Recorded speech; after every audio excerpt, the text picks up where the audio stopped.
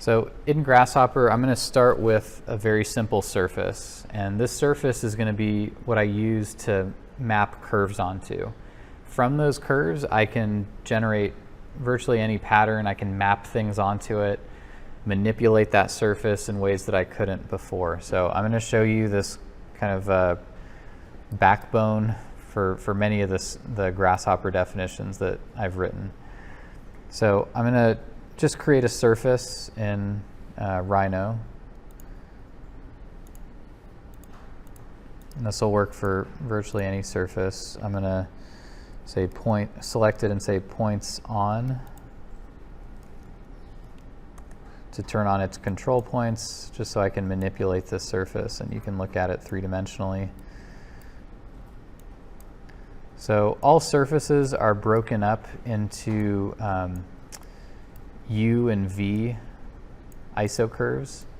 So it's a way of calculating this surface, right, by breaking it up into curves that run in this direction and curves that run in this direction. So one direction is the U direction, one direction is the V direction.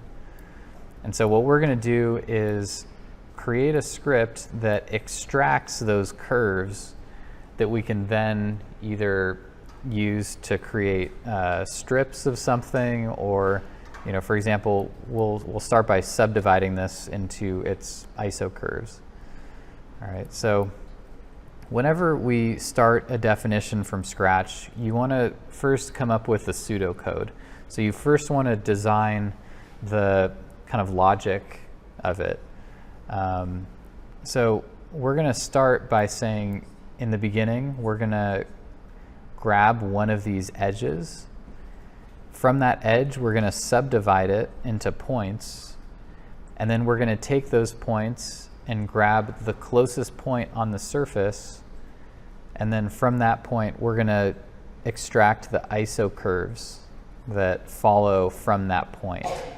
So understanding the pseudocode in our head is a really good starting point so that we don't get lost along the way and start deviating. But as you work in Grasshopper, you'll develop more of a logic in your work, and you'll figure out how to kind of create a map for yourself by writing out the pseudocode. So I'm going to start with this surface, and the first thing I have to do is bring this into Grasshopper. So to do that, I can go to params. I'm going to find the surface parameter. Click on that, drop it onto the canvas. The other way to get that is to double click and type srf, and you'll see the parameter right here in black. So what I want to do is connect this battery or this component to this surface. So I can select it, right click, set one surface, select, and now you'll see it turn green, both in the screen in Rhino, in the viewport, and in the Grasshopper canvas, which is what this is called. So now that the geometry is now in this component, I want to grab this edge of that surface. So to do that, I'm going to deconstruct brep. So I'm going to grab this.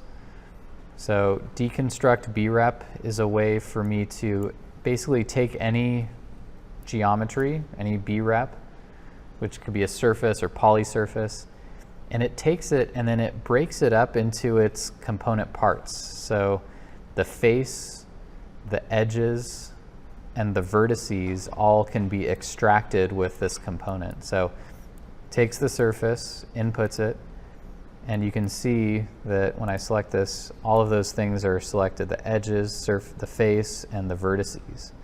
So for example, I want to extract this edge so that I can subdivide that edge. So from edges, you'll notice that when I mouse over the output, there's 4 locally defined values, so 4 edges that are being output from that surface. So that's 1 for each of these. So if I double click and type curve, CRV, plug that in, and select this, you'll notice when I select a component in Grasshopper, it turns green in the Rhino space. So selecting this, these turn green. And I don't want all 4 edges. I only want 1, right? I want this first one. So imagine this were a list of curves. What I want to tell Grasshopper is give me just item number 1, right? Just give me this one. So to do that in Grasshopper, there's this component under sets called list item. So what I want to do is tell Grasshopper, give me item number 1 or item number 2 or 3. Don't give me all of them. So from curves, I'm going to input that into the list. So this is the list of whatever data that's being given it, in this case curves. So that's my list. This is the index, so this is the number, right? So 1 through 4.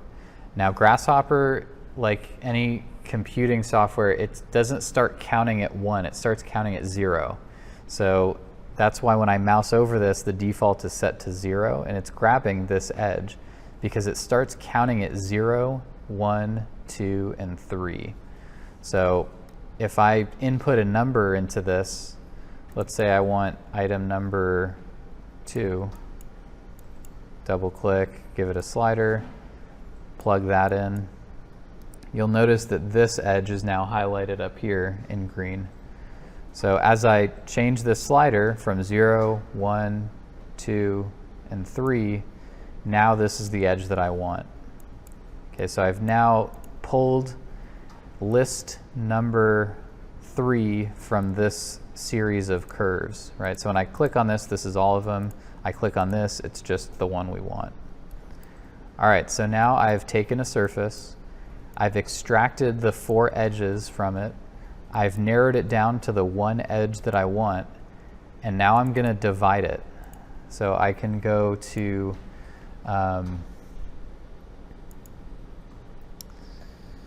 let's see. So I can go to curve, division, and under divide curve, there's 2 different ways you can divide a curve. You can divide it by the number of points you want to be included in it, or you can divide it by the distance between each point. Okay, so if I just want to divide it by the number of points, I can say divide curve. And you can also get there by double clicking on the canvas and typing divide curve, and you'll see it pop up here and you can select it from the drop-down list. So I'm going to connect that single curve, right? And again, that's this curve. I'm going to connect that to this. And it has number of segments here. So by default, it's set to 10, as most things are in Grasshopper. But I'm going to give this a number of my choosing. So I'm going to double click and type 15. So now I can control the number of subdivisions on that curve.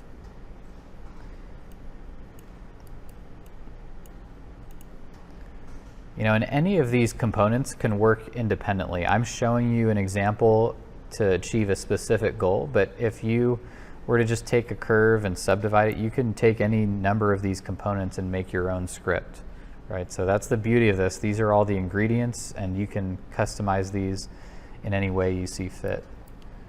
Right, so I'm changing the number of points along that edge, which I'm then going to use to grab the surface point.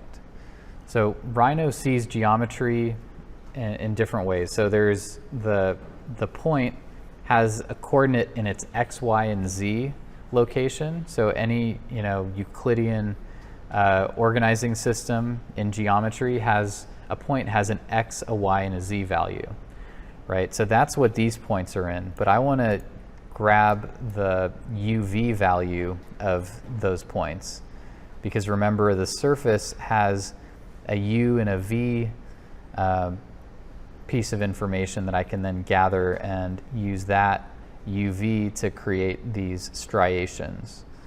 Okay, so from that, I have the points. What I want to do is grab the UV point on the surface. So to do that, I'm going to double click and type surface closest point. So SRF, and you'll see surface closest point. And so the input is points, so I'm going to input that. And this input is a base surface. So I mouse over it if I ever wonder what it's looking for.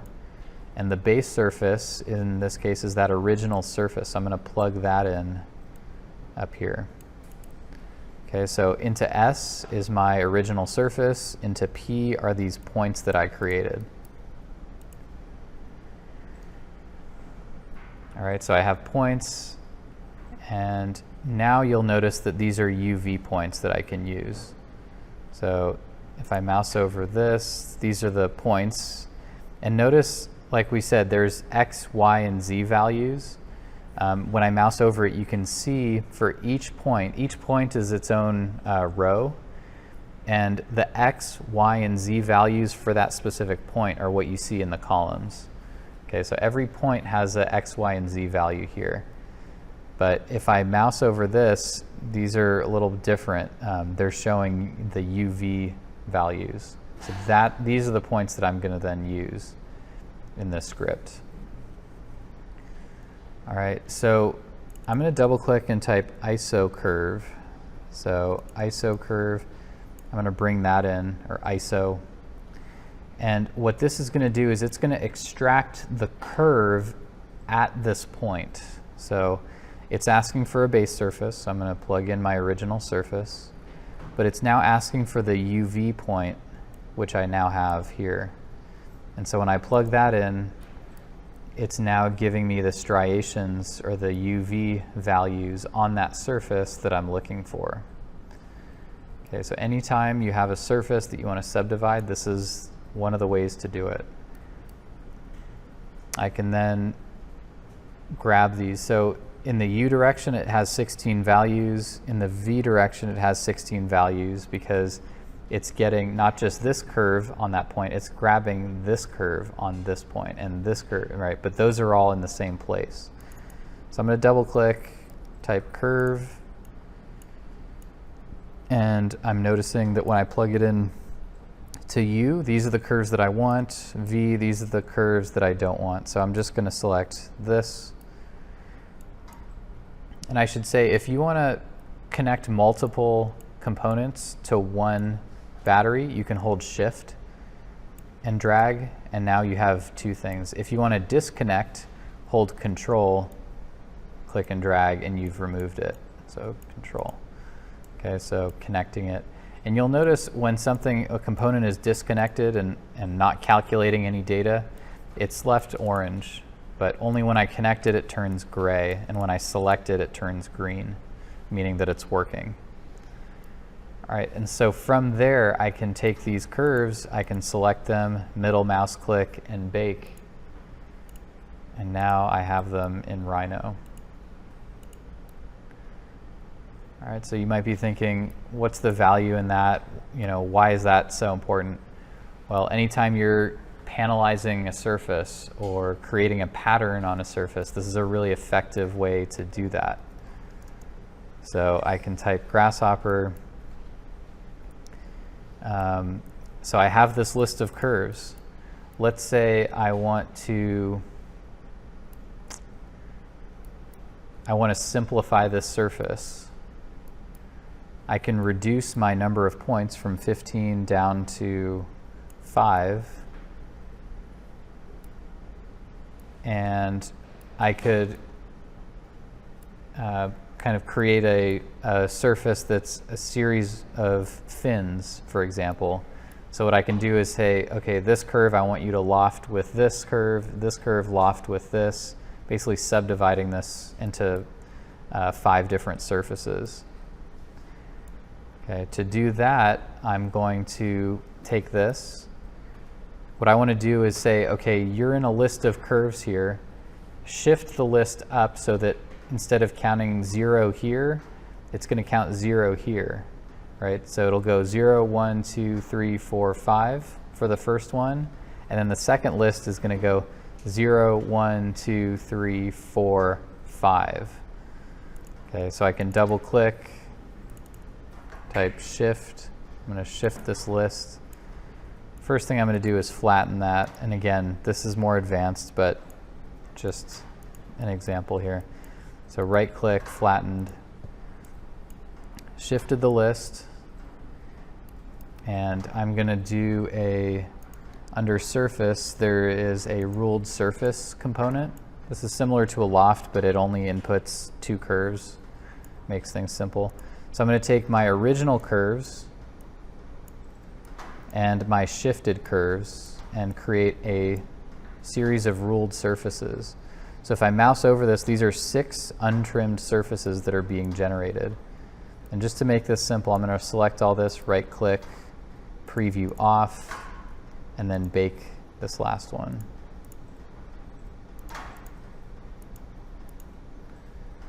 All right, and so now these are all individual surfaces that, you can still work with and manipulate. You'll notice this big surface shows up because it was lofting from this number to that number in that sequence. So again, if you need to panelize something, this can be an effective technique. If you want to create louvers on a facade, this would work as well. So I'm going to turn this back on. Imagine I wanted to create fins on this surface. I could take these curves and I could extrude them. So it's asking for the base curves or profiles and then a direction. So I'm going to give it the Z direction. So double click, type Z. This will be unit Z, so the direction. And that vector also has an amplitude. So I want to tell it how high to extrude that curve, which you can see it's defaulted to 1. So that's what an extrusion of 1 looks like. And when we say 1, that's whatever units your Rhino is set to. So I'm going to double click and say 12. So if your units are set to feet, it's going to extrude these 12 feet. If it's set to inches, it'll extrude at 12 inches. So it's whatever your Rhino file is using. Okay, so I've now extruded this. I can change the extrusion height. I can play with the number of extrusions by increasing the number of isocurves.